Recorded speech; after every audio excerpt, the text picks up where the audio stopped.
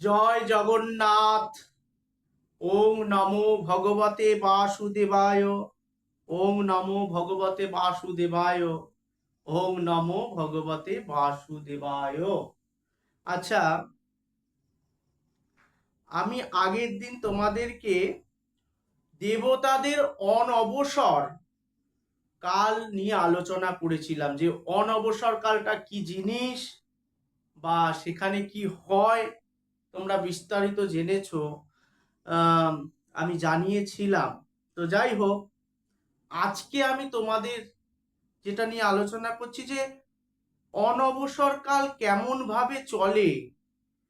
অনবসরকালে কেমন করে চলে জগন্নাথ দেবের পরিচর্যা, তারা কোথায় থাকে, কিভাবে থাকে, সেই প্রসঙ্গে বিস্তারিত আলোচনা করছি।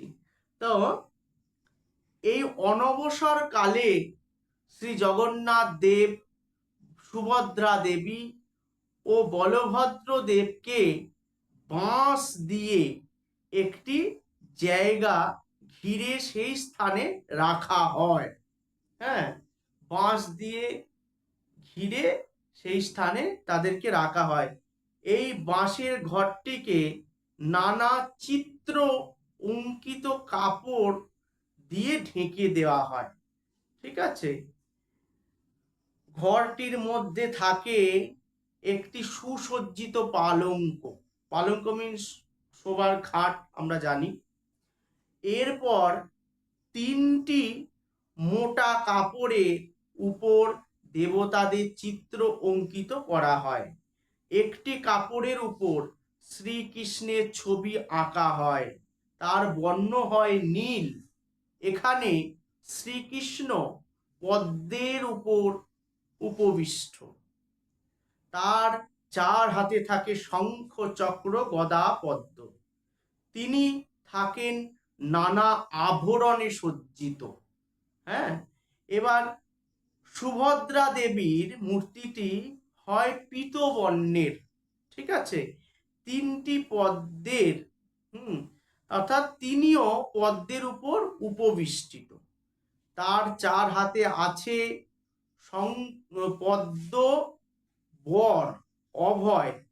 শ্রী বলভদ্রের মূর্তিটি অঙ্কিত হয় শ্বেত বর্ণের। ঠিক আছে, তার চার হাতে আছে শঙ্খ, চক্র এবং নাঙল। এইভাবে তিনটি পটে অঙ্কিত তিনটি মূর্তিকে নিয়ে সারা মন্দির প্রদক্ষিণ করা হয়ে থাকে। ঠিক আছে, এইবার এরপর বাঁশ দিয়ে ঘেরা এবং চিত্রিত কাপড় দিয়ে আবৃত স্থানটিকে ওই পটে অঙ্কিত মূর্তি তিনটি স্থাপন করা হয়। সুসজ্জিত পালঙ্কে শ্রী বলভদ্রর বিগ্রহের সামনে রাম, নৃসিংহ এবং শ্রীকৃষ্ণের চিত্র মূর্তি রাখা হয়। ঠিক আছে, সুভদ্রা দেবীর সামনে রাখা হয় মা লক্ষ্মী এবং বিশ্বধারণী ধাত্রীর মূর্তি। ঠিক আছে, অর্থাৎ জগন্নাথ দেবের সামনে রাখা হয় শ্রীকৃষ্ণের মূর্তি।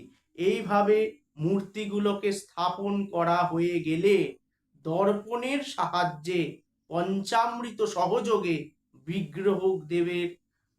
বিগ্রহদের স্নান করানো হয়। তাহলে এগুলো স্থাপন করে পঞ্চামৃত সহযোগে সেই বিগ্রহগুলো দর্পণের মাধ্যমে তার উপরে স্নান করানো হয়, দর্পণের উপরে। ঠিক আছে, তারপর বিভিন্ন বিধি অনুসারে পূজা করা হয়। অনবসর কালের প্রথম দিন বিগ্রহদের এইভাবে স্থাপন করে স্নান এবং পূজা করা হয়। এরপর থেকে 15 দিন যথা সময়ে এবং বিগ্রহদের স্থান এবং স্নান, পূজা সমস্ত কিছু কন্টিনিউ করানো হয়ে থাকে, মানে চলে। এবার মহা স্নানের ফলে জগন্নাথ দেবের সপরিবারে অসুস্থ হয়ে পড়ে, অর্থাৎ বিগ্রহদের অঙ্গের বিকৃতি ঘটে। ঠিক আছে, এইবার অমাবস্যার কালে 15 দিন ধরে নানা ধরনের ওষুধ পথ্য ও চিকিৎসার মাধ্যমে বিগ্রহদের আবার সুস্থ করে তোলা হয়, অর্থাৎ তাদের সঠিক রূপ আবার ফিরিয়ে আনা হয়। তাহলে এইভাবেই চিকিৎসা চলে, মানে তাদের আবার 15, আমরা জানি যে একটা কাঠের ওপর বিগ্রহ, তার ওপরে আমরা ওই প্রাকৃতিক নির্যাসে যে সমস্ত রঙগুলো উৎপন্ন করা হয়, ঠিক আছে, সেগুলোকে সেগুলোর মাধ্যমে যখন প্রভুকে অঙ্গরাগ করানো হয়ে থাকে, সেগুলো তো জল 108 গড়া জলে তার অঙ্গের বিকৃতি ঘটেছে, এটা স্বাভাবিক। তাই জন্য সেগুলো আবার, হ্যাঁ, করা, মানে আমরা এটাই এখানে জানতে পারলাম। আর কিভাবে তাদের তার পরের দিন ওই গৃহের মধ্যে রাখা হচ্ছে বাঁশের তৈরি, হ্যাঁ, তার উপর নানাবিধ চিত্র অঙ্কিত মোটা কাপড় দিয়ে সেটাকে আচ্ছাদন করে দেওয়া হচ্ছে, সেটা আমরা এখানে জানতে পারছি। ঠিক আছে, আর কি হচ্ছে, এইবার কেমন করে চলে, ঠিক আছে, জগন্নাথ দেবের চিকিৎসা, কি ওষুধপত্র খাওয়ানো হয়, ঠিক আছে, তার কে ওষুধ তৈরি করে দেয়, সেই প্রসঙ্গে আমরা বিস্তারিত আবার কালকের ভিডিওয় আমি তোমাদেরকে জানাবো। জয় জগন্নাথ। ওং নীলাচল নিবাসায় নিত্যায় পরমাত্মনে বলভদ্র সুভদ্রাভ্যাং জগন্নাথায় তে নমঃ। ওম নমো ভগবতে